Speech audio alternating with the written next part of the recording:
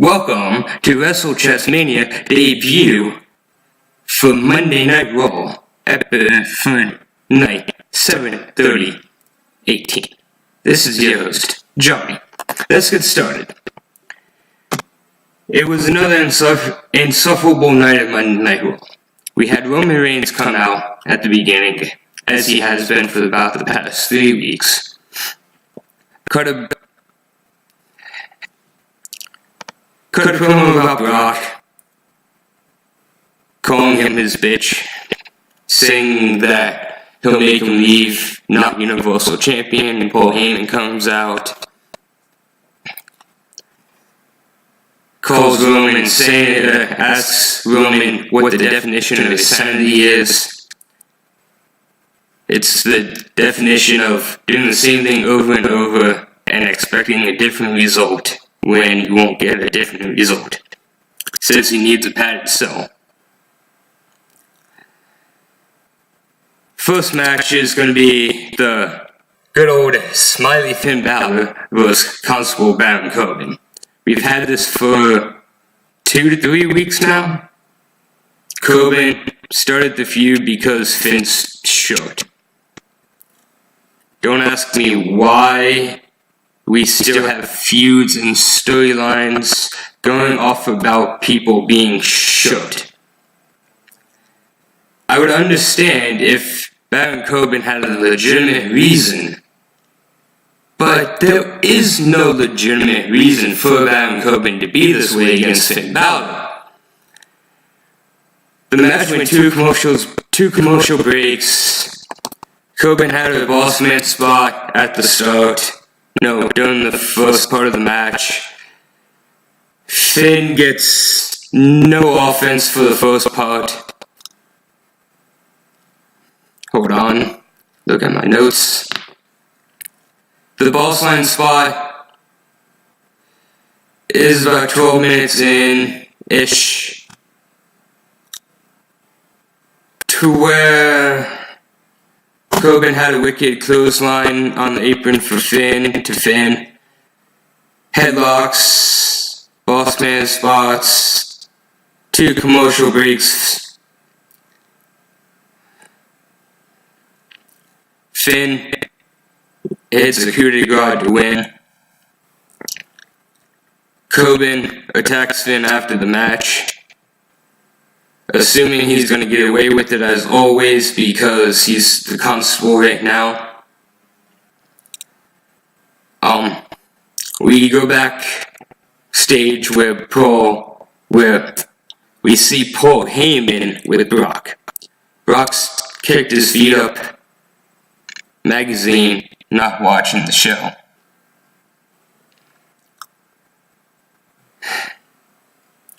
Don't know why. We have to have this storyline of Brock doesn't care about anybody except himself, because we know it's true. He's held captive the Universal title for 1.5 years. Why must we have it held captive just for Roman Reigns' feud to have a coronation when we all know the coronation isn't gonna happen because the fans are gonna revolt on him because of the storylines?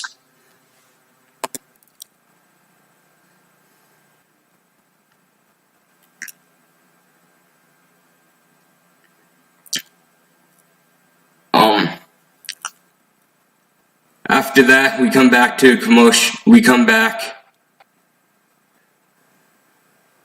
get a commercial for Evolution, the All Women's pay-per-view in October. I get it. They want to capitalize on it. The Women's Revolution was started by the NXT women because of our fans. We don't need Stephanie inside the promo taking glorified credit for it. It makes no sense at all. Last week, it should have been done with Hunter after it, because he had genuine, sincere care, because he knows that the women of NXT started the whole women's revolution.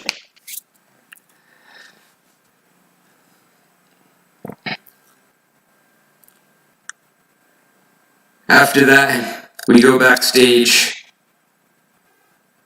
We have a talk between Alexa Bliss, Alicia Fox. Where's Foxy been for the past couple months? I know she got injured because of the Royal Rumble stunt, but just to have her come back and be heel with Alexa Bliss, they were going out to face Natalya and Ronda. The match didn't go exactly how I would have liked it, but I see where the ending in the whole match came from. You need to progress the storyline of Ronda being Ronda. So how do you do that? First they had Ronda suspended. Cool. Make Ronda a new Austin. We get it. She's gonna draw.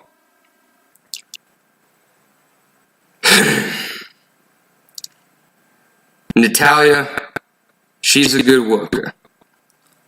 Usually like the matches, but Alicia Fox just doesn't cut it for me. She has a beautiful, drop-dead gorgeous Northern Light suplex. That's about it.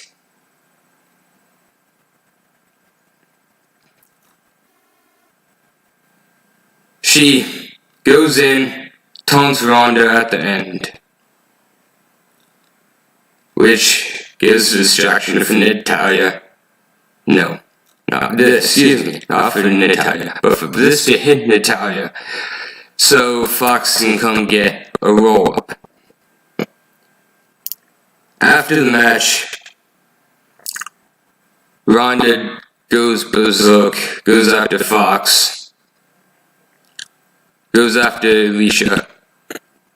They try to portray the story of the number games against Ronda, because she ultimately gets thrown into the barricade because Alicia Fox comes up after she was beating Alexa Bliss.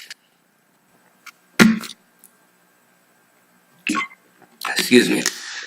This whole Ronda Alexa Bliss storyline doesn't work for me.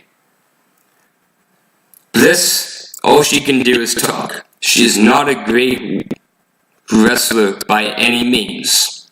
We have the same storyline going on right now on SmackDown with Carmella. We do not need two women who look good but can't wrestle being champions. It will not make sense for us wrestling fans to suspend our disbelief to have Ronda not be able to beat the crap out of Alexa Bliss at SummerSlam. Won't make any sense. For everything that Ronda's done in the UFC, she can make a late snack out of this.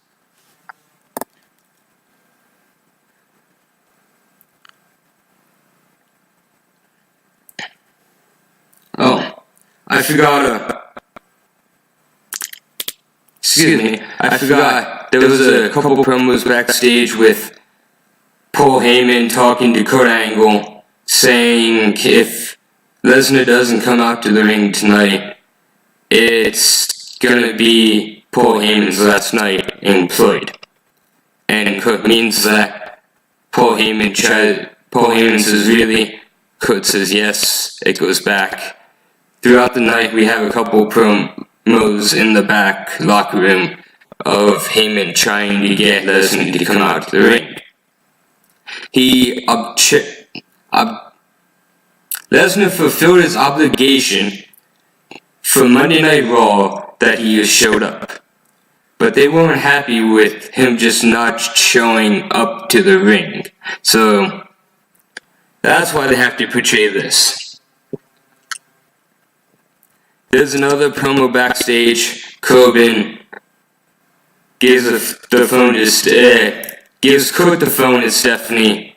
She wants Roman escorted out of the building so they can keep the main event of SummerSlam intact. The main event of SummerSlam, coronation of Roman Reigns, is never gonna happen. I don't know why they keep trying to portray that it's gonna happen. It won't.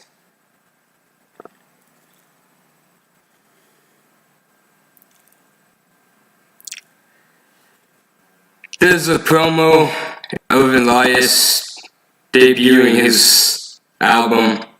He gets heat by saying he's a better singer than The Rock. Excuse me. He calls out Bobby Lashley. After a while of Elias trying to get heat on the crowd, Bobby comes out. We have a grown man singing Rockin' Robin on live TV, and Bobby Lashley, who is a pure fighter. All his wins via UFC were majority knockouts. He headlined and won a WrestleMania. Why do you have him singing Rockin' Robin, trying with Elias? Just so you can have Elias jump him? Get the heat on him? Why do you have a feud where you had 50-50 booking for Bobby Lashley, and then he just comes in for Elias feud? It makes no sense. I do not like Elias and Bobby Lashley as a feud.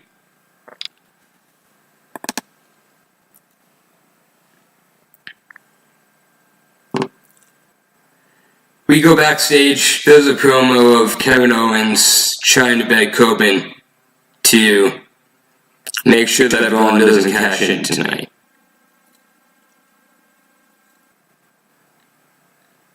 Ultimately, Corbin says it's still Braun's Money in the Bank cash in and Money in the Bank briefcase until Kevin Owens wins, and then he can consider his at SummerSlam.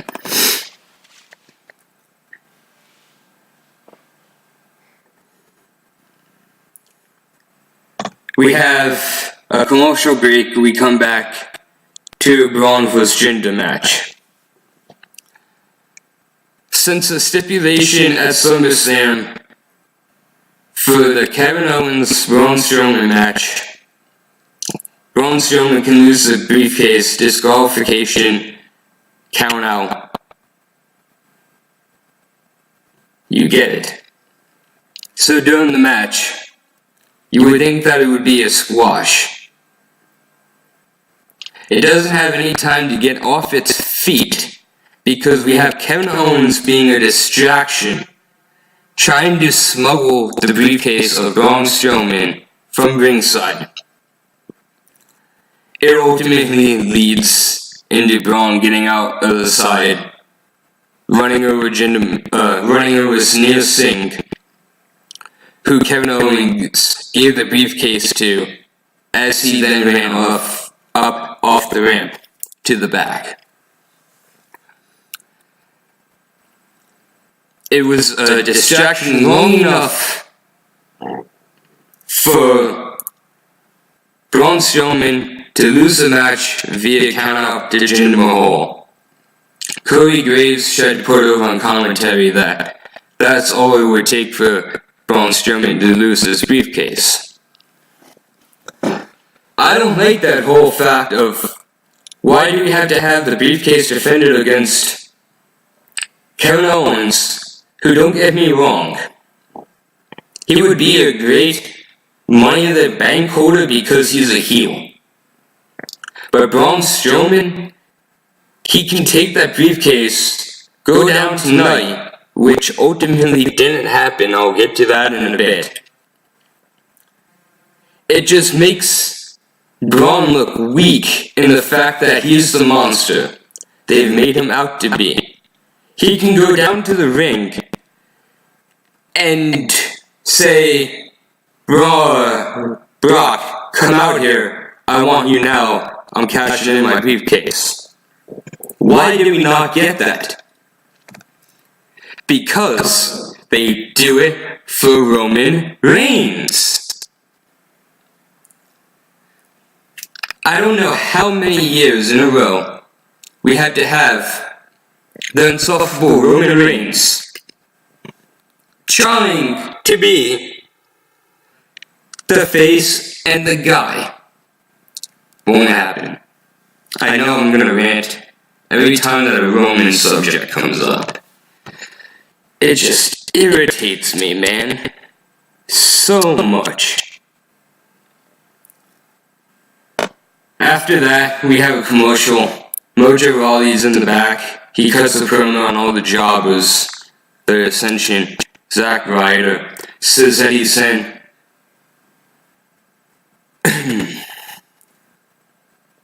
everybody packing that's been in his way.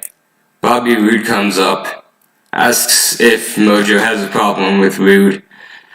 Mojo says, what if I do? Brawl ensues. I don't like the fact that you have to get a brawl ensue for Bobby Roode, who was the most over as a heel in NXT and was a champion, and now you have him up on the main roster doing nothing for months at a time except being on main event, and now you have him in a feud with Mojo Rawley, and Mojo's been looking hot coming into it. Why don't we turn Bobby heel and get the heel Bobby that he's actually supposed to be and the fans enjoy? Is it because Vince thinks, oh, he has an over catchphrase for his ring entrance, he must be a face? No, it doesn't have to be that way, Vince.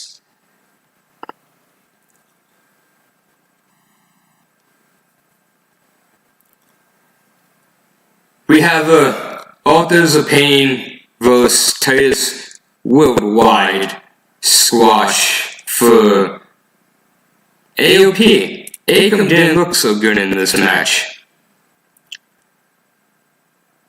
Why do they have a feud with Titus Worldwide when they were the most dominant tag team, in my opinion, down in NXT when they had Paul Ellering? They cannot talk well, no offense. It's their promo ability. You have Paul Ellering there in NXT for them to talk. They just were in there and were monsters that they were supposed to be. They came up and have done nothing in that tag team division. Absolutely nothing. They were off TV for like 6 weeks. Why aren't they the monsters who 6 weeks ago came in, destroyed the Deleter of Worlds, and we have them run ramshot over the tag team division for months to actually bring some legitimacy back to the tag team titles? I don't get it. Coming up into the main event, in my opinion, of the night, for the 10 o'clock hour, it's Seth vs. Drew McIntyre. Great match, liked it. There was a couple good spots of a spine buster off a suicide dive from Seth. Drew called him, spine busted him right into the guardrail. He had the apron tucked into the ring. Nah, not tucked. He had the ring apron up over into the ring, catapulted Seth right into the metal or the underneath of the ring for a TV break. Comes back, Drew's outside again, 2 suicide dives. We have a white noise from Drew, a beautiful Falcon Arrow from Seth for 2.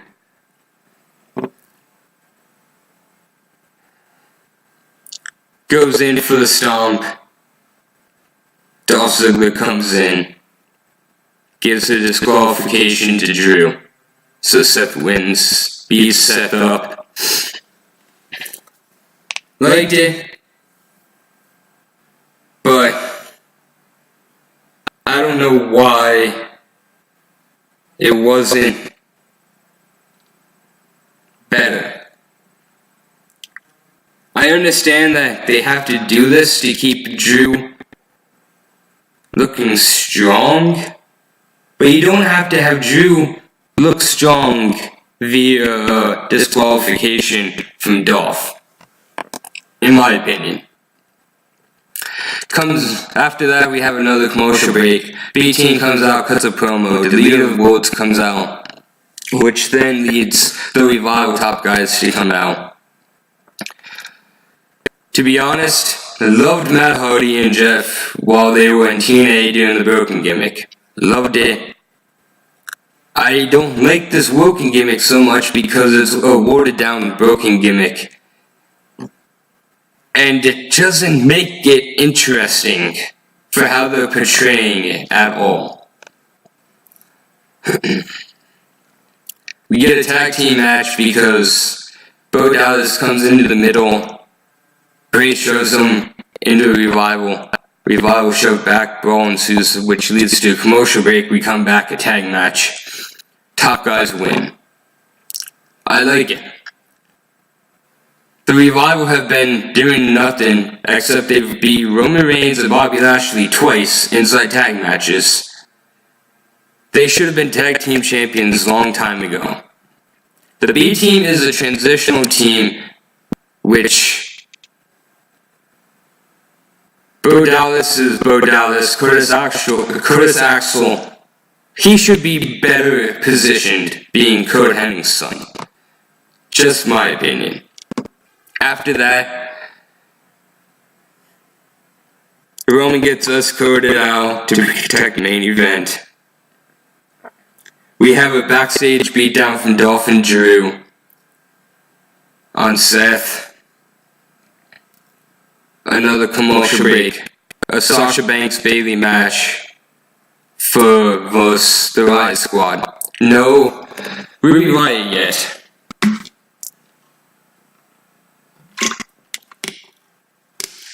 This match, I see where they're trying to go of portraying the storyline of Sasha Banks and Bayley. But not even 6 months ago, you had the perfect brewing time at WrestleMania to do the feud of Sasha Banks and Bayley 1 vs. 1. Why didn't you? Why has creative done nothing with them for the past 6 months? A couple weeks ago, Bayley beat Sasha down. And then they had to go to counseling. Why? Is it because you're going to debut a women's tag team division and you want Sasha Banks and Bayley to spearhead it? I don't get it, man. It's just bad booking from creative. Match went about 24-ish minutes, 34-ish minutes. We come back to end the night off, Kurt Angle comes out, Constable Corbin comes out. They call Paul Heyman out to the ring. Paul Heyman is acting, it looks like, of one of the best jobs of saying Brock doesn't care about anybody. Lord, he can only tolerate me. He has the evil smirk after a while when Brock comes out because Kurt says he's fired. But then Brock comes out.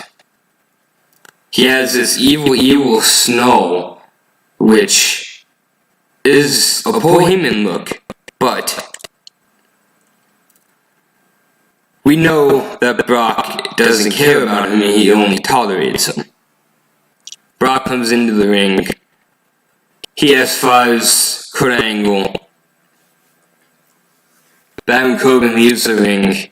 He then does what it looks to be a turn on Paul Heyman. Just putting Paul as a friendly reminder of, you work for me type of thing. And that was the night of July 30th, 2018 Monday Night Raw. This is Johnny. I know that it probably hasn't been the best episode, some mistakes, but I'm glad that you are watching. I will be back here tomorrow night for SmackDown Live, which hopefully will be better than Monday Night Raw, which gives you bags because of how boring it can be. But I'm glad that you came here. Please subscribe, drop a like, and I promise I will get better at this. This is your host, Johnny, signing off for WrestleChatMaina.